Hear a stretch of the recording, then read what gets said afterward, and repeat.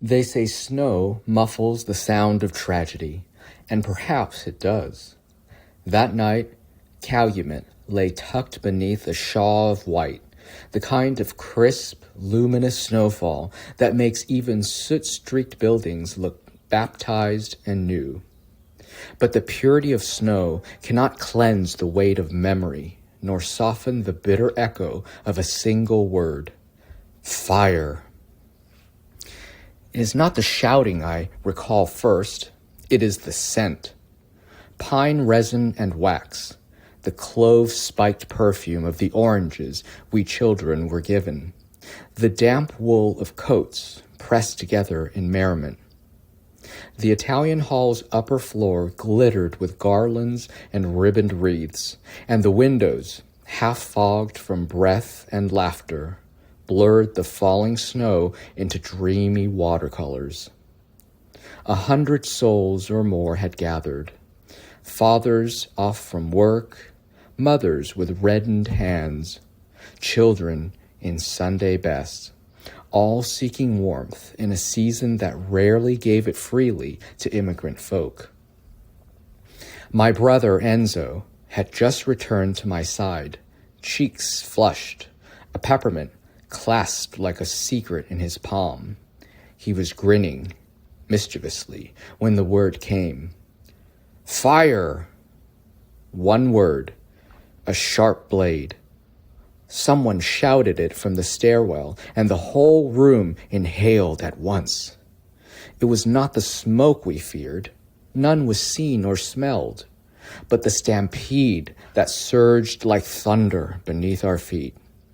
We moved, not because we knew, but because others moved. And in that mad tangle of instinct and fear, the magic of the evening shattered. I lost Enzo's hand at the top of the stairs. I still feel the texture of his glove. Rough wool, slightly damp, slipped from my fingers as we were pulled in opposite directions. I was jostled, elbowed, dragged by a crowd turned tidal.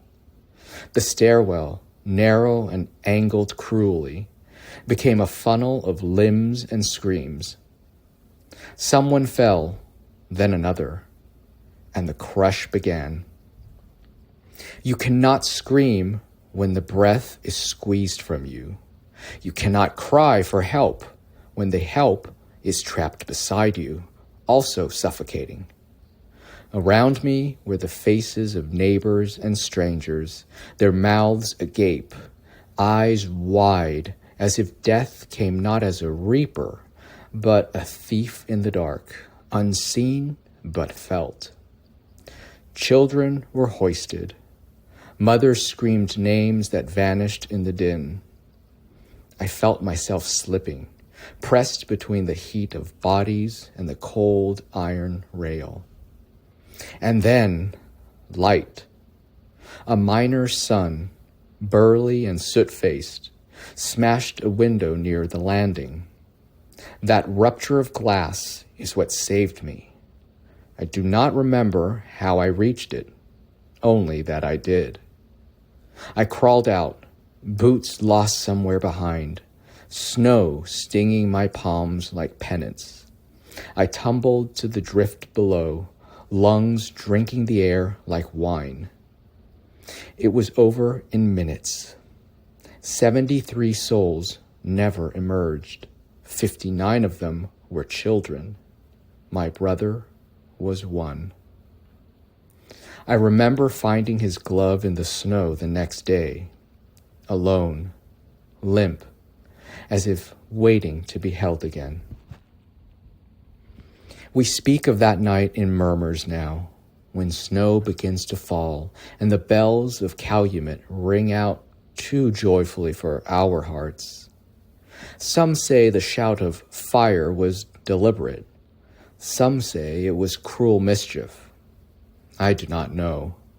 What I do know is that in the hush that followed, when the bodies were carried like dolls through snowdrifts, the town felt hollowed, like a house with its lights blown out. But still, each year, I light a candle on Christmas Eve.